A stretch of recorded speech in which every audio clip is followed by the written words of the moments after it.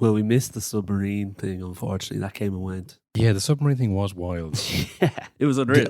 You know what I saw that was like, kind of annoying, to be honest. And people always do this when there's like a tragedy. They kind of like whataboutery. Yeah. You saw this. Yeah, It's like, what about the refugee ship? That no one's talking about that. No one cares about that. Only people care about is the millionaires who died. It's like, people are laughing at the millionaires. Yes, exactly. People love this story. Yeah. It's totally a different situation. No, you see the refugee stuff, it breaks your heart, and you go, God, I'll turn off the news there. This is awful. You ever saw this, but this is hilarious. Ha ha, rich people. Nice try. They were in a cartoon submarine. Yeah. Again, if there was like refugees dying in a cartoon submarine that they built themselves, like, that's tragic. That's all they could do. But because it's billionaires, I think one billionaire and millionaires, it's like, fools in their money. Yeah, exactly. Easily farted at the bottom of the sea, you fucking morons. No one's saying this like this is awful. No, I didn't see one person say this is awful. It was all about this is the funniest thing that's happened in weeks. It was awful. No, honestly, that is nonsense. Nonsense. All nonsense. Can we use that as an intro? You don't know what you're going to get. This is utterly shameful and disgraceful piece of nonsense. Because he was miles off it yesterday. You'll learn a lot more if you listen rather than talk all Plenty the of time. time, no problem.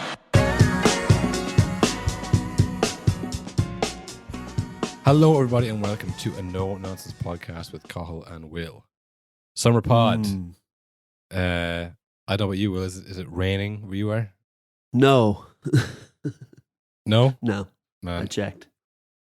I was going into Dunzer this morning. And there's a guy returning clothes because he got caught in the rain. The clothes had gotten wet, and he said, the shower came out of nowhere. I have to bring them back. You can't bring them back. I can't. I mean, legally, socially, there's just so many things wrong with that, It's funny because we always say, whenever think we've nothing to talk about in the pod, that's when it all kicks off. This is the first episode, I would say, in the history of the pod where nothing has happened. When we're talking about weather straight away, it's a bad one. There is not much. Even the transfers haven't gone through. They're all like debating. Yeah. Well, the biggest one, obviously, is Declan Rice. I mean, when he won the Conference League, apparently in the middle of the well, not really, but like it felt like in the middle of the celebrations, but yeah, Danny Dyer is shagging. By the way, lads, I'm leaving. This is the last thing you'll ever see me. Don't get loose to this face because I'm gone. Bigger, better things. As good as this is, it is kind of Mickey Mouse. So I'm off. Yeah, and that does show you the level of blockbuster news where the biggest transfer, and he's an amazing player, but it's Declan Rice. He's hardly a marquee, huge personality name on the billboard. Well, I'm glad you said that, Will. I mean, let's get into it. How good is Declan Rice? I mean, does anybody actually want him? I mean, does anybody even want him to go to Arsenal? I don't give a shit. I don't care. I don't think he's that good. You want to be like fucking your mate Calvin Phillips there, fine. Be my guest. I did see Arsenal are like, they've sold or they're trying to sell Partey. So they were like, get out, Rice is coming in. And then immediately Man City have come in. So now you've angered Partey and also you haven't got Rice in yet. Well, I heard Partey, like every other decent player, has been offered Saudi Arabia club. So, I mean, I don't know if they're like, get out of here, Thomas Partey. He was like, hey, look at this. Yes. Do you see how they treat women over there? It's win-win. I mean, like, there's obviously the big one, Ruben Neves went well, but yeah, Partey was linked to it. I don't know. It's one of those things when, for a few summers there, Man United were linked to everybody. Al Ahly, one of the four clubs that was taken over by the Saudi Arabian government. Yeah, I thought it was like one of those kind of things where he was going to leave for exorbitant money that no one's even going to try and match. So let's get Rice in. There was a lot of kind of talk about he wants to stay in London and he wants to, be with his family. It's like, all right, man, I mean, it's not that far away. It's England. You're still in England. You're not going to Bayern Munich or anything, But, I mean, this is the thing. If City want them, they can just offer more money. There's always more money in the in the pockets for City. You can find it. You can find it somewhere when it's fake. Just keep looking down there, and I found another sponsorship deal right at the back of the pocket there. That's another Declan Rice worthy sum. So, like, I don't know. Like, who was it from Chelsea went to Man City? Kovacic, which, I mean, again, it's the kind of thing. They do everything you should do as a club. Like, you know, you buy another midfielder to show that you're not desperate. You know, like, hey, you know what, Rice, come or don't come, we already bought someone just as good. Like, I think genuinely just as good, Kovacic. Yeah. But at the same time, it's like, well, that's pointless because you have endless money, so you don't have to seem not desperate because you can just, you know what I mean? So it's like, they do all the right things, but it's like, well, yeah, great, but I mean, it's easy. Like, even giving Guardiola all this time, you know, after they blew the Champions League final that time, clearly his idea, his mistake, the next year then going out to Real Madrid, into the manager will be under massive pressure. Yeah. Because people say, oh, he doesn't have it, he's lost the dressing room, all this stuff. But see, given time and he'll win eventually. It's like, yeah, well, of course, that's the right thing to do. But I mean, when you have infinite money, there's nothing to risk. So I mean, exactly, it's easy to do the right things and like buy another midfielder. Like, but yeah, it looks like it's going to end up they're going to get Kovacic and Declan Rice. Of course, another player and unbelievable backup. Their system. Yeah. They have gotten rid of Gundogan though. Yeah, Gundogan's gone to Barcelona. Yeah. Makes sense. That's a crazy choice for him. I thought Xavi was going to be like you know, we're bringing back La Masia, you know, we're starting from the bottom. He's probably like Aubameyang, Lewandowski, going to get all people in their 30s, you know, like 2 or 3 years past their absolute peak. But we have Gavi and Pedri, and that's it. Like, that's actually much more like the Galacticos system of having a couple of younger lads and then also surround them with stars, which, you know, is probably the way to do it. But yeah, no, but on Declan Rice though, Will, like, all jokes aside, you know, is he that good? Here's the thing, I was thinking this because I do think English players, it's flipped. It used to be average English players would be massively overrated and overpriced. It was like the English tax. But I think now that went on for so long that it's flipped back, where English players are weirdly underrated, even with crazy prices. But like players like Rice, I think he is really, really good. But a lot of people are like, 100 million for him? That's crazy. Yeah. I don't think it is that crazy. He's a really, really good player. He's young. He's pretty much captain of the West Ham team. Like, he led them through the season. And then you have players like, I don't know, Maddison and Mount and all these players who are like, people are like, oh, couldn't be bothered getting him in. Get in some Spanish lad instead. It's like, they're Premier League players. They're really good. They score goals. Yeah. They know how it works. Well, I just feel like, I mean, it's kind of you do see the example of Grealish, who was really, really good, who went there. Now, obviously, Grealish is a much different player from Declan Rice in both the way he plays and then I think personality as well. Yeah. Like, I think Declan Rice could fit into a system. If Pep says, you know, pass it this way, that way, and this way, he said, yeah, I can follow that. I can do that. Yeah. You know, whereas Grealish like, this is mad. What? Usually I can't wrap my head around it. Usually I play in the middle. I just kind of do whatever I want, you know? And then like they took him 2 years to progress to play on the wing and cut in. Sorry, I thought you said. Well, I knew what you said. I just didn't want to do it. You know, like okay. But then you look at someone like Cal Phillips. Yeah. You say, okay, like that's a similar type of thing. It's like, yeah, he can definitely do a job. And like, yeah, I think Rodri is better than him. But you still say you think we played maybe like as many games as Julian Alvarez played behind Haaland. You think the gap is probably about the same. Maybe, but he didn't play any games. I know he had a few injuries, but like, you know, Pep didn't rate him at all. And like, I thought Callum Phillips was very, very good for Leeds. And Leeds players will say that was a huge loss for them. So he did come in overweight, though. Wasn't that the thing in the beginning? Pep. That's what they always say. They always Pep say, would not stop saying it in press conferences. He's not injured. He's fat. I remember Suarez said they said Suarez was overweight when he came to Barcelona first as well. You know, I mean, it's just one of those things where it's like big money signing. How do I cut my arse here? You know, if it's not working out. You know, it's him. And again, Calvin Phillips has no sway. You know, you're not going to say Haaland's overweight when he wasn't scoring first. You can't say that. You know, look at the man. I never looked at Calvin Phillips and thought, geez, he's out of shape. You know, yeah. And in the 3 or 4 games he came on, he looked in good shape. But I don't know. I mean, maybe he did spend that summer celebrating after he signed for City. He went, yes, I'll never have to work again. Look how many midfielders are ahead of me. But you know, I just thought he'd be kind of a backup to Rodri. I thought this is bullshit. You just have a savage player as a backup, but he wasn't even a backup. Now Yeah, I think Declan Rice is maybe more high profile because of West Ham, because they won this year, because all the talk for years and years and years. I mean, Chelsea was the destination for a long time because he used to play there and he's good friends with Mace, who's now off himself, and the whole thing's a shit show. So that's obviously gone for a reason. But yeah, I think it'd be hard to say that Declan Rice is overweight and doesn't want it enough. Well, that's not true. People believe about Calvin Phillips, but you can't just like spread lies about Declan Rice. So if it doesn't work out. Yeah, how do you feel about Arsenal offering 105 million for him? Does it matter anymore when money doesn't exist in football? Well, yeah, that's the thing. It's like, we'll offer 105 plus one. Always. Exactly. We can always go higher. So it's just, it's an easy one to do. It's like when you know you can't get the ball and you're going to run as hard as you can to make it look like you're still trying. It's like, I know I'm not getting this ball. I can't run that fast, So yeah, 100 million. Like, no, you can't match the wages. Oh well. We were going to offer 2. We were really going to come up with that money. I mean, it's one of those things. I think you have to play smart. When you're playing City, you can't go for you're not going to build them out of the war with a transfer battle. Yeah. You can't beat them that way. You have to sign someone like an Odegaard who, maybe was a bit like washed or written off, and hope that works out. That's the only way you can compete with the endless money. You can't battle money with money if they have endless money and you don't. It's never going to work out. So I mean, it's unfortunate. We have to find kind of diamonds in the rough, relative diamonds in the rough. I'm talking about a former Real Madrid player here. I know, but like Odegaard was relatively unknown to like I don't know if he's up to it. So.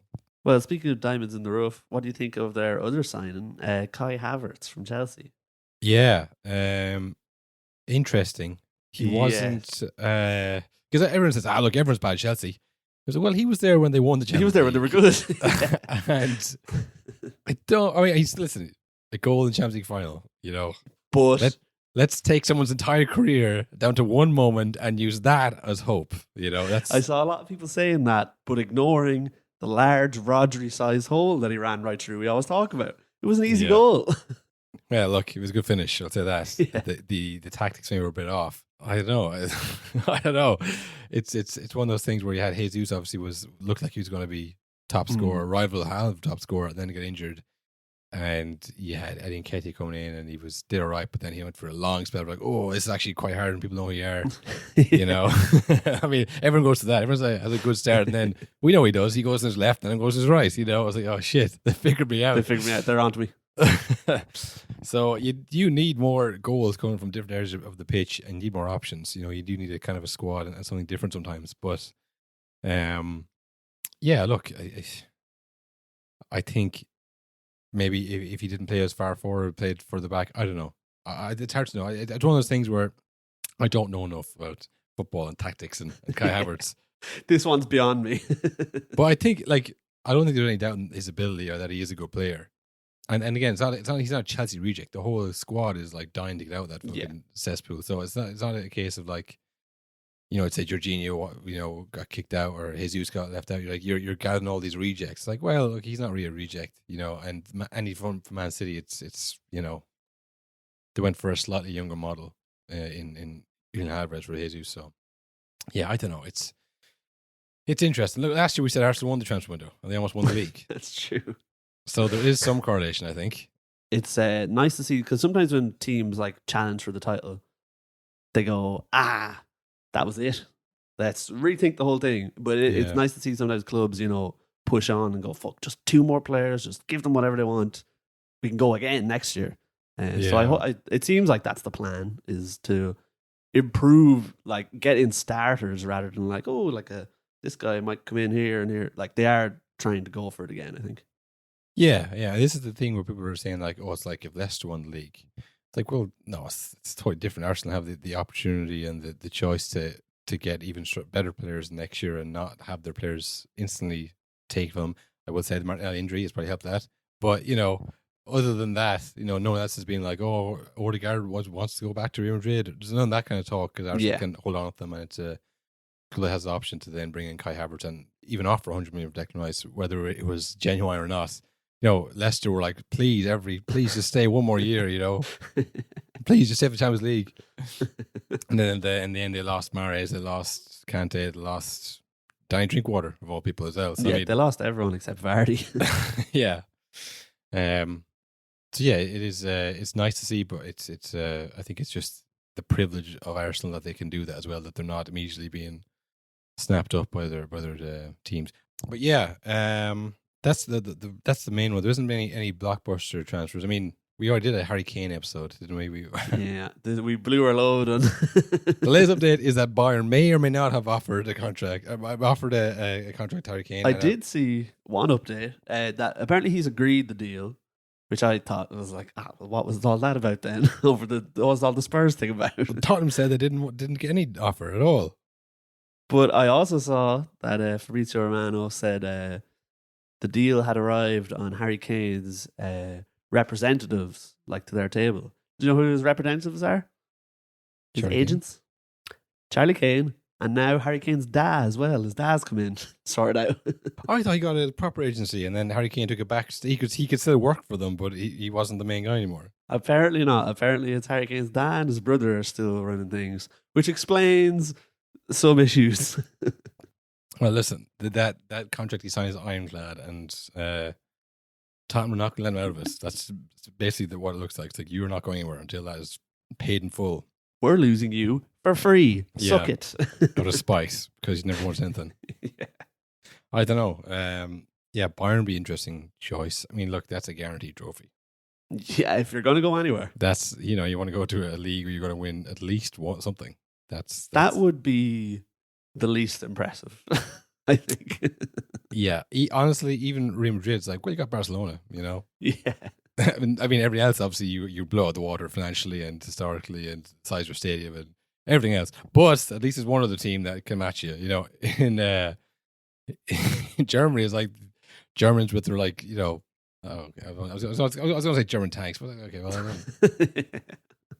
Like these, like, massive big heavyweights, and then like there's like Dortmund are like this kind of plucky middleweight, like trying to like move you around the ring and like get kidney shots on you, But like if you catch him with one, like it's over. It does feel like if he were to win something with Bayern, all of the criticisms would still be there for him. He'd be like, yeah, but unless it's Champions League. Yeah, unless it's Champions League. Champions League's the only one. And again, if he wins the Champions League, then that elevates everything else he won. Yeah. Like, he doesn't have one season at Bayern. We'll say he has 2 or 3 seasons. If he was to win the Champions League in the second or third season with them, and then he'd say 1 Champions League, 3 German Cups, 3 German leagues. I was like, wow, he's done it all. Versus Tottenham, we're 0. I remember when Suarez joined Liverpool, I think, or maybe it's Fabregas when he joined. I think it was Fabregas when he joined Barcelona, and he came at the end of the summer. It's like a long, drawn out thing, and they won like the Community Shield or whatever. It's like, Fabregas has been there 48 hours, so I won a trophy at Barcelona, or something like that. It's like, fuck off. That's what he'd be like. As soon as you go to somewhere else, they'd be comparing the trophies he's won at Tottenham, 0 to. They do that with every Tottenham player that leaves. Yeah. It is there's some change going on in Tottenham though. New keeper in. Yeah. And also Madison got the here we go today for 40 million. And to Tottenham, yeah. And it does feel like they've needed a creative midfielder for a long time. Yeah, probably since they lost Eriksen. Yeah. So, I mean, if he can do half the job Eriksen used to do there, that's a great sign. Yeah, that's a very good signing. Oliver Skip, what age do you think he is? Ooh, he could be anything. 22. On the money. But you don't believe that. You didn't. No, I I didn't don't. think that. You guessed that because I saw, because England were playing under 21, I think Smith Rowe scored, so obviously I got the notification like, Smith Rowe. He plays for under 21. I was like, I looked at the thing, it was like, oh, Skip. I was like, hardly, I clicked in, and there is that old looking face of his. I saw a tweet before. It's like, he looks like he could have played in any era of English football, Yeah. like pre-war, like he has that like kind of like I've seen shit face. He looks like if he scored, he could do that celebration he used to do. Where they just put their hands in the air Yeah. and jump down. yeah, the really high waisted shorts, but also go down to your knees. Yeah, he's only 22. That's so crazy. again, I was thinking like, he's not really good enough. But I was like, he's actually young. He's only was 20 and 21 when I was watching him. He's only a chap. So yeah, if you had Madsen as well, Højbjerg I think is still very good. but maybe not as many years left as he used to have. Obviously, Yeah. but that's how age works. I did see, actually, I think it was in the last week or two, that Son did an interview where he said, I think he had a hernia during the season or like some injury like that. Yeah, And he was like, oh, that's why I was so bad. I was crippled in every game up until like the last 3 weeks of the season. yeah. Well, that makes sense. Like he was he was so off. He just the pace. fell off a cliff all of a sudden. Yeah, like any of the players think he's looking for a move. He's downing tools right now. But I think he got an offer from Saudi Arabia as well, and he had statements where he still wants to achieve things in Europe and all that kind of stuff. So Yeah. I don't know where Tottenham are going to end up, but I think it would be mad to see Harry Kane play again this year. And just do it again. Another season, another 30 goals. Another 30 goals. It's one of those things now where you think, oh, maybe they'll be good if they have Kane and Manson. It's like, they won't be. This is what always happens. This is what always keeps them there. I mean, what did Arsenal win this year? And they were excellent. Yeah, exactly. If like at this point of his career, if he's thinking about trophy, he's I think I'm not building for the next team. This is my last chance to really win something as a starting striker at 30 years of age. Yeah. Then you're not looking at Maddison thinking, oh, that might be the difference. Like difference between what, like unless your team like Arsenal or where Chelsea were, where they were close and knocking the door, then you get an extra signing like Jorginho or whatever they brought in that gets them over the next edge, that gets them over the line. Like if you're Tottenham or Arsenal who are like nowhere, and then you might get a few players in, that might propel you up to knocking on the door. But like it's rare that it'll propel you right up to the trophy. The door is still huge. yeah, you're not going to let in that door easily, No. You're knocking at more, but you're not coming close. So yeah, I think Harry Kane really should try and get a move there. Hand in a transfer request, whatever you need to do, Just do it, man. Get it over with. I mean, Daniel Levy really is a bastard who doesn't leave this time. I mean, a real bastard. Like, what more do you want? I get the not selling to United. That makes total sense to me.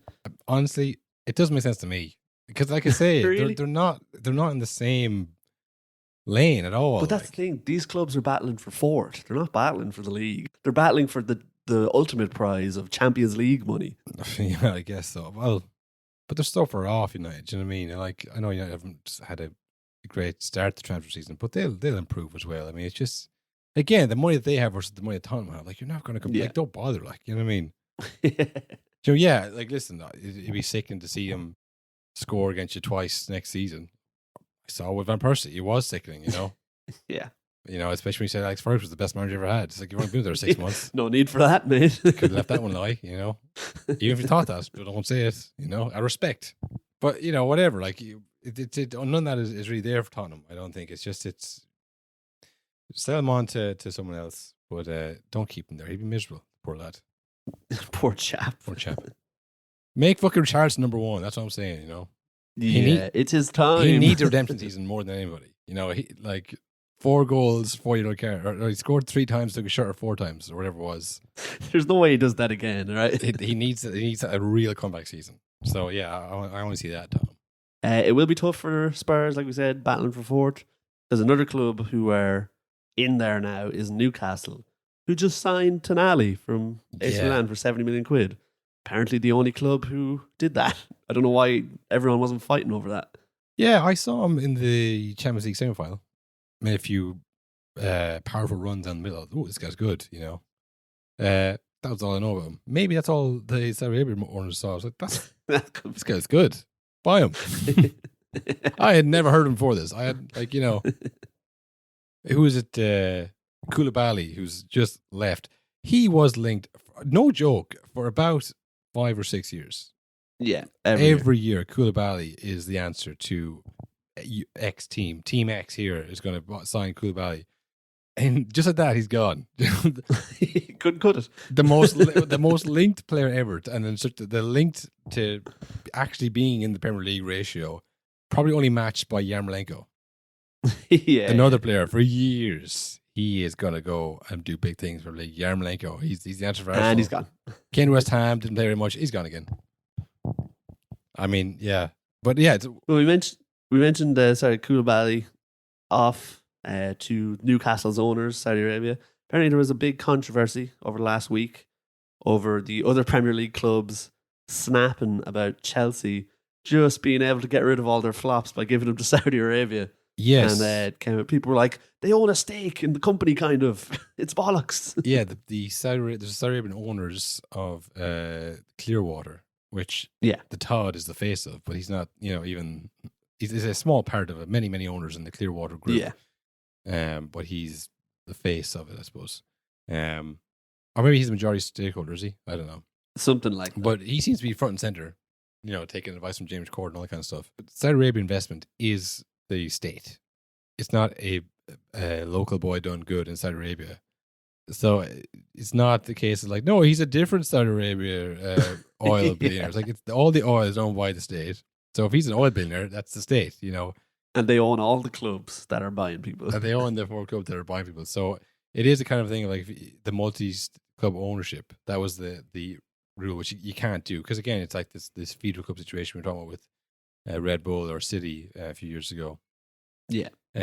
Now again, it's the problem we said was that it didn't really work because you can't really feed clubs from the MLS to the Premier League. But if you're buying duds from one club, bringing them to Saudi Arabia, paying them outrageous money to get rid of your dead weight, like that's the thing. Is like we were watching this Chelsea transfer debacle for the last years. Like this is crazy. How are they spending this much on Enzo Fernandez? Like I mean, don't buy him after World Cup. That's the last thing you do. You wait till the next window. He's so overpriced. Koulibaly, Sterling, all these players coming in and like 8-year contract, 10-year contracts. Like this is crazy. Yeah, huge money. You can't get rid of them. Their wages are too high. Everyone's the contract's too long. How will they get rid of these? We were saying these guys are morons, and they're like, yeah, I bet we are. Yeah, billionaires who don't know what we're doing. That's what we are. Turns out the whole time's like, yeah, they had a plan for this the entire time. Pipeline set up. They had a whole thing figured out. Like, oh fuck. Well, that's not fair. I knew they were rich for a reason. That's not fair. That's all right. Because it's funny because when Graham Potter was asked about this, it was like, what do you think about, all the players coming in and you clearly aren't buying them and what's going on? I said, well, they're billionaires. They're smarter than me. And I was like, well, that's dumb. Not necessarily smart, but like that's a weird answer you would give Graham Potter. He obviously knew exactly what they were doing the whole time. Yeah. Oh, wait till you see. Like, well, I wouldn't call them dumb just yet, but that's just old Graham's opinion, What do I know? What do I know? I'm just a normal non-billionaire who doesn't have multi-club ownership. What was that, Graham? Nothing. It's funny because I did see like that thing with the clubs, like demanding answers. Like, do they own them? What's going on? Yeah. But like, I can imagine the United owners, especially, being like, they just took them. Do you know how many players we have? We've been trying to sell for years. It just can't be done. Yeah. And they took, I have the list here: Koulibaly, Mendy, Ziyech, Kante. I think there might be more I've forgotten. All on huge money. Yeah. And mostly flops. And the thing is, even like someone like Kante, which is like, it's a classic case in a club where you sign a really good player, he is really good for you. But he gets to an age there where he's not worth a lot to a club because it's like everyone overvalues youth anyway. So it's like, oh, if you're over something, it's like, oh, well, how many years left would he have? Invariably, they go on to like their late 30s and go, oh, well, I wish we bought when he was 30 now.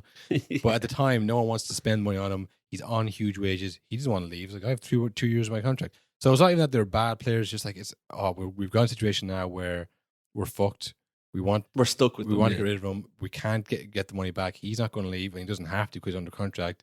And then we're in the situation of like, we're trying to fuck over one of our club legends who's won the league with us. And we got to put him out to rot with them 21s. Kante, the nice guy in football. It's like, fuck. If only there was some kind of like, angel that would come and take this player away. So it's a case that loads of clubs have been in the past and in times gone by, and for this kind of clever financial footwork, as Michael Scott might call it, you'd have periods of a gap between teams where you're not as good because the older team is still under contract and you're trying to, out of whatever respect or just legally being caught, you can't move them on to get in the young players, and then you don't get to, the zone to learn off because now they're gone. There's a bit of a gap. But this is just a complete get out clause. You can buy as many players you want. Any players that you need to get rid of, good or bad, get them out, It's funny as well because seems like all Saudi Arabia want is, now they are, like we said before, they are signing mostly Muslim players. Yeah. But also they're signing big name players. So it's like the bigger the name, which is generally more likely to flop, they'll definitely take them. Yeah. The more you spend on them, the more likely they are to take them next year. Yeah.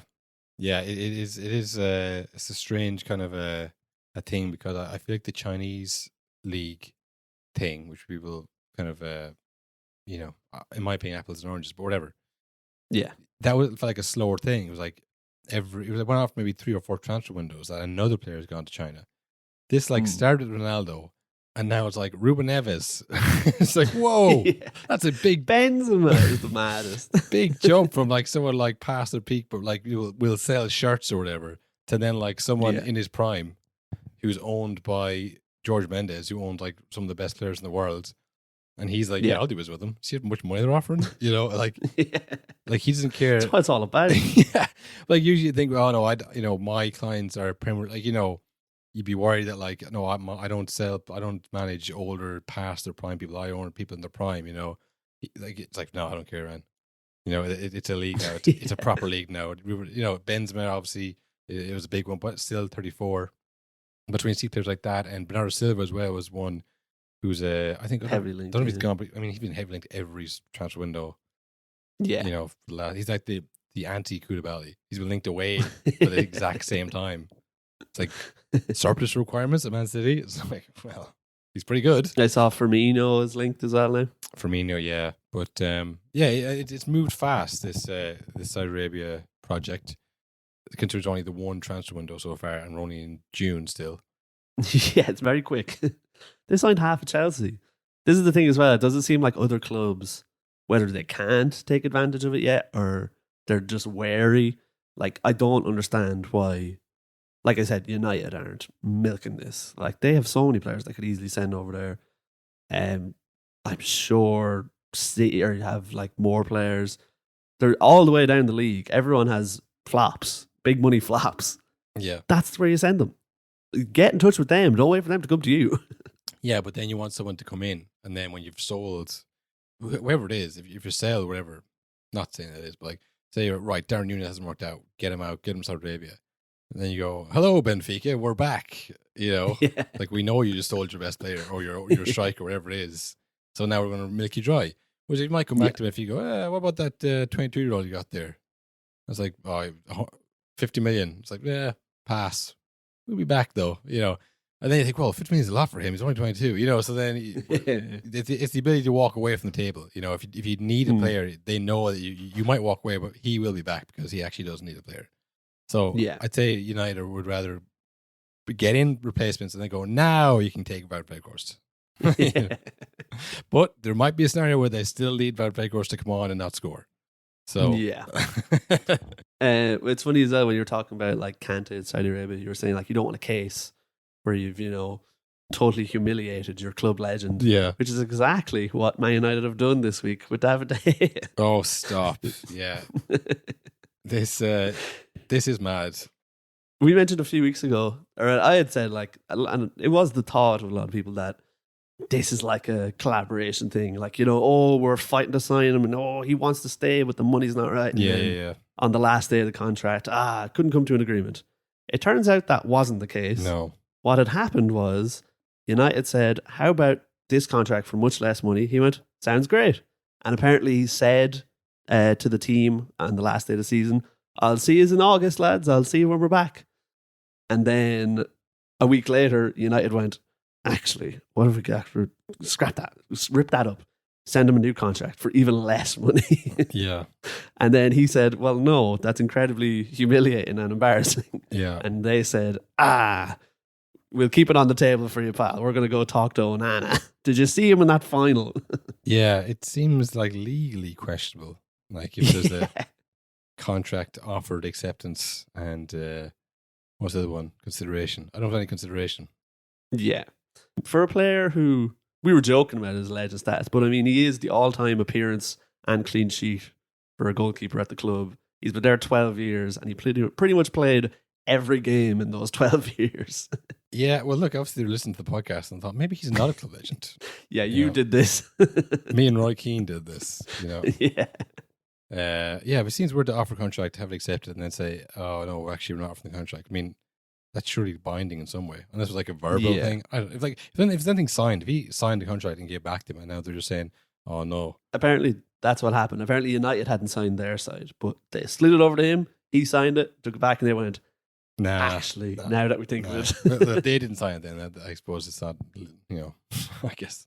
it's just not very chill. It's not right. It ain't right. Yeah, I mean, it's one of those things. Remember that they hoped that he would be discussed at the contract. Yeah. Like, no, I'm worth more than that. And, oh, no. Well, this is as much as we can offer. And he actually fucking accepted. Fuck, now what to do? Well, fuck him around a bit. I don't know. Get him out of here. Yeah, it's just it's more incompetence from United's backroom team, I guess. Really, isn't it? There was a headline on the Athletic which broke this story I was talking about. Not a very good headline, I'd say, if you worked at the club or a fan of the club. It was the De Gea contract situation would not happen at a serious club. Not much nuance in that title, no puns. Again, it's like you make a decision and you stick with it. You're sticking with De Gea and say, well, I think we can turn him into a ballpin goalkeeper, or you say he's not it, whatever it is, he doesn't have it. Don't change your mind on a whim. Get someone in, but don't fucking offer him contracts and hope he takes it down. I think it's just it's weak, especially behavior. There was never a link to Onana at all. Yeah, until after the Champions League final, where he had a great game and he was like really good bringing the ball out. Yeah. So it literally feels like they saw that and went, Onana, I never thought of him. Yeah. You used to manage him, then actually we'll get him in. Now don't mind the contract. We didn't sign it. I'd say maybe he Ten Hag said, "Oh, I've got another player I used to play with." It's like, "Oh yeah, like Anthony or Wout, is this? Yeah. How about we find the goalie this time, pal? And then they, it's hard to find good goalies, obviously. And I went, okay, well, yeah, it's not easy. Fine, we'll give it one more chance to the player who's play for you. But if this guy sucks as well, that's the last 1-10. All right, my name is Eric. 10. I thought 10 was his first name. 10 Hag. The Hags of whatever. The other big one, Will, which we did talk about, but it seems like it's all coming apart. PSG, Messi obviously has left. He's with Inter Miami now, joined by Busquets. He turned down Saudi Arabia as well. I guess Messi told him how bad it was over there. What an awful place to live that was. Hang on, I have to take a Zoom call with the head of Saudi tourism. Yeah. I'll shoot tomorrow. Yeah. But the PSG thing, it looks like it's all coming apart. There was fans at Neymar's house protesting him, tell him to fuck off, basically. And of course, Mbappe is doing his classic thing of like, I might leave again, after I said I would stay. He must be an absolute wreck the head to manage. Oh, yeah. To just be, even not to manage, just to be trying to, the person in charge of transfers in the squad just fucking changes his mind every week. Apparently there's a PSG coach who left PSG, but when he was there, he said that Neymar was the easiest to manage. Wow. Yeah. Imagine that. Notorious gobshite Neymar. Have you heard about his parties? No, I don't think so. The mayor of Paris was complaining about his parties. Neymar's wild Paris house parties have forced his local mayor to intervene. You got the mayor down here. Mayor. They had to call the mayor to stop Neymar partying, and he obnoxiously party in Paris. It's a big city. He lives in a fucking mansion, insulated walls and everything you want. And even then, and he was the easiest to deal with over Messi and Mbappe. Of the three of them, he was the smallest ego to deal with. Because there's all that stuff at the moment now where Mbappe apparently blindsided PSG of being like, actually, maybe I won't sign a new contract. Well, and he's owed money, and he said, if I'm not giving the money, I'll leave on a free next summer, which means January 1st, I'll be signing with Madrid. And apparently this whole time, Madrid have just been like, yeah, we know, this has been the plan. Yeah, I mean, if you're blindsided by this, you weren't paying very much attention, I don't think. As another sign of how PSG is ran, I think, that this is always a shock. Yeah.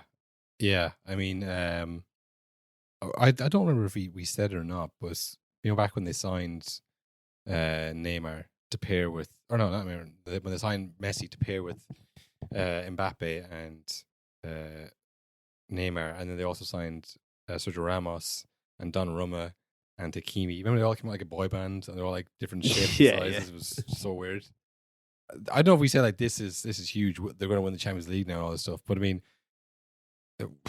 I think a lot of people thought they would do better than they did. I mean, they really Yeah. have underperformed. We did say, I think, that it was the classic case of this is too many players at once. It never works in the first season. But at PSG, really, you only have the one season. It's this project is not like 3 years. This will once they've all gelled together. Like all those players were like 34 in Ramos's case and all this. They Yeah. weren't going to last a long time. So really, it had to work immediately, and it didn't. Yeah, Ramos was injured a lot at the start. Messi was obviously just killing time for the World Cup. You know, just kind of, I'm just trying to stay fit. You know, I'm trying to stay fit for the World Cup. I want to win that. Neymar was obviously there a while, I suppose, but you know, it's the whole thing has just been a complete failure. If they all leave now, Ramos is also gone, isn't he? I think. Yeah, I think he was linked with Saudi Arabia as well. Yeah, another one makes sense. So yeah, I like I don't know where PSG go from here now. I mean, like it's been a total failure in terms of like winning Champions League. You know, Yeah. but on the other side, I think we have the exact conversation before, but I thought, yeah, it has made a PSG a global name, a global like club. But I just look at pictures of Neymar partying, and it was him partying with Klay Thompson Yeah. of the Golden State Warriors. Like it's made like a global thing. You know, I think it had like a deal there with Jordan Brand for a bit as well. Like You always see rappers wearing PSG gear. I've seen J. Cole in a PSG jersey. so it has worked from a commercial point, which I mean, honestly, if that's what you wanted to do, a lot of players would love. A lot of clubs would love that. Yeah. You know, if that's it's hard to do. If they could take this now, everyone knows who PSG is, and then you kind of build back up from the bottom. Yeah. And say, okay, right, let's build like a proper team, and then people still know who PSG is, and then you create more good players. It could work that way, but it is also helping you have kind of infinite money as well. Yeah, and I mean, especially that it's weird that it's nearly a hindrance that they fucking stomp the league and the cup every year. Because then, like Yeah. we always say about Bayern, as soon as they get to the Champions League late stage, then you haven't faced anyone like these teams in months. Yeah, there's very little challenge there. But I mean, they really lost to Lille. That was the thing they got knocked out in the last 16 that year as well. So I mean, the whole thing has just been, I don't know, the way they were buying players, it just didn't really make sense. Like buying Di Maria, obviously, was one of them. Even when you go back as far as like someone like Lavezzi, when they bought from PSG, like he was definitely there for the money. Yeah. You know, he had pushed really hard that team with Hamsik and Cavani for the league in Serie A. Didn't get there. And right, well, that was last chance. Cavani's gone now. Yeah, then he went as well. Like, oh, brilliant. You know, let's go to PSG and win this league. Yeah, you know, easy. but I mean, I think you do need to. I mean, you look at Man City. That's obviously how you do it. You know, that's the way. And PSG is like the opposite. Like that's how people thought it might go when they were first time with Yeah. Fabinho and Benjan. It's like this is not how you Yeah. win things. You know, but yeah, he that's probably the biggest transfer so far. Messi leaving Europe forever. I think. Yeah, finishing football. He had a few parting shots at a few interview about the fans treat him differently towards the end, and you know, I think they got the hardcore PSG fans probably got sick of the whole watching Messi, Neymar, and Walk around. Mbappe walk around and not track back. You know, as Verratti like desperately trying to put fires over the pitch. I did see. Did you see what Bale said about Messi in America? So Gareth Bale, MLS royalty, I guess. Him and Robbie Keane. Bale says Messi will enjoy the MLS because losing has no consequence there. Oh yeah. Oh, I did see that. Yeah. He said it's a lot more chilled. If you lose at Real Madrid, it's like the world has ended. You're crucified. You feel down, you go home, and you're not happy. They accept losing a lot more in the MLS. There's no consequence. You can't get relegated over there. When you lose a game, you go on to the next one. They accept it a lot better. They know how to lose, but also when you win, every win is like you've won the championship. He's going to love it. Yeah, that sounds about right. You know, Yeah. that's what I would have thought what it was like, and I'm glad that my preconceived notions have been affirmed by Gareth Bale of all people. But yeah, speak of Robbie Keane, he's taken on a management job in Tel Aviv. Did you hear his interview? He said, shut up. I'm not talking about politics, essentially. Oh no, yeah, well, that's You can't take the job, Robbie. That's the rule. it's part of it. You know, you go into a volatile situation like that, you have to be able to. You got to bore your way out of the questions, Eddie Howe style. hey, look, I'm just the manager. I don't know. Robbie Keane was immediately very defensive. Stop asking me that. Yeah, I know you do have to just like calmly pretend like you don't even are unaware. Is there a conflict? I am actually a football manager, so I don't. Well, not on my desk. It doesn't cross my radar. You know, the old conflict. But surely, Robbie, no, you haven't heard of it. But no, I'm unaware. We'll be seeing him in the Conference League this year, though. Yeah, which is mad to think.